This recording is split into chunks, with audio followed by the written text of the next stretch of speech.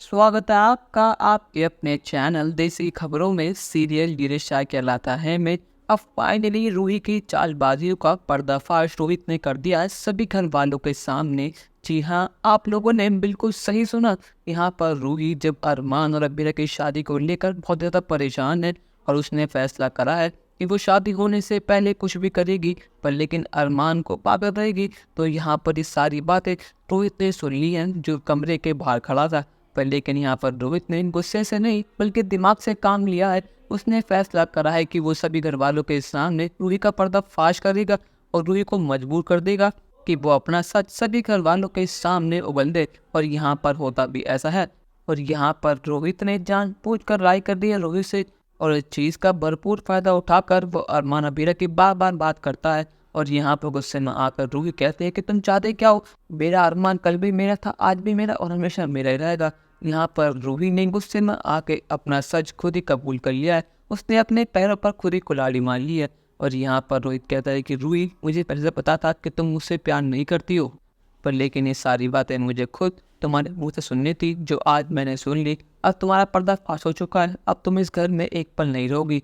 और यहाँ पर रोहित गुस्से में रूही का हाथ पकड़ता है और उसे धक्के मार से घर से बाहर निकाल देता है। यहाँ पर सभी घर वाले बहुत परेशान हैं, ये देखकर हैरान है कि अचानक से रोहित को क्या हुआ कि वह रूही को घर से बाहर निकाल रहा है। यहाँ दादी से कहते हैं कि रोहित रुक जाओ, ये तुम क्या कर रहे हो? शायद तुम भूल रहे हो कि रूही इस घर की बहू है और तुम्हारी पत्नी है, ये कहीं नहीं जाएगी। रोहित कहता है कि दादी साहब, जो इसने करा है वो जानने के बाद आप खुद धक्के मार कर रूही घर से बाहर निकाल देंगे। यहाँ पर रोहित बताता है कि यहाँ पर रूही मेरे और इसके रिश्तों का मौका देने के लिए नहीं बल्कि अरमान भैया अबीरा भाभी को अलग करने के लिए आई है। इसके मन में आज भी अरमान भैया है। ये यूएस से लेने गई क्योंकि इसको अब भी उम्मीद है कि जब तक शादी नहीं होती जब तक अरमान इसका हो सकता है। और यहाँ पर सब चीज़ें इसने खुद अपने मुंह से कबूल करी है।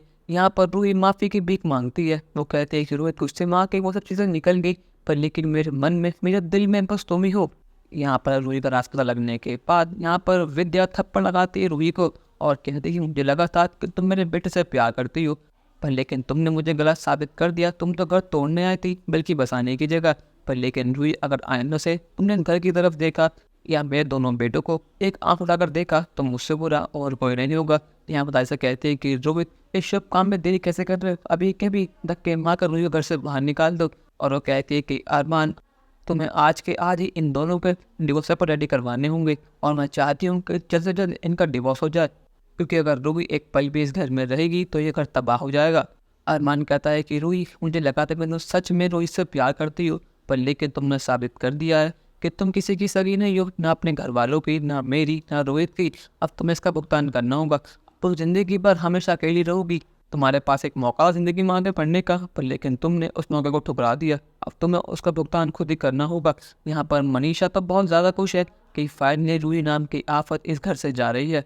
पर लेकिन क्या रूही घर से जाने के बाद भी मान जाएगी अपने हरकतों से या फिर नहीं? अपनी राय हमें कमेंट में ज़रूर बताइएगा और चैनल को अब तक नहीं सब्सक्राइब तो कर लीजिए। धन्यवाद।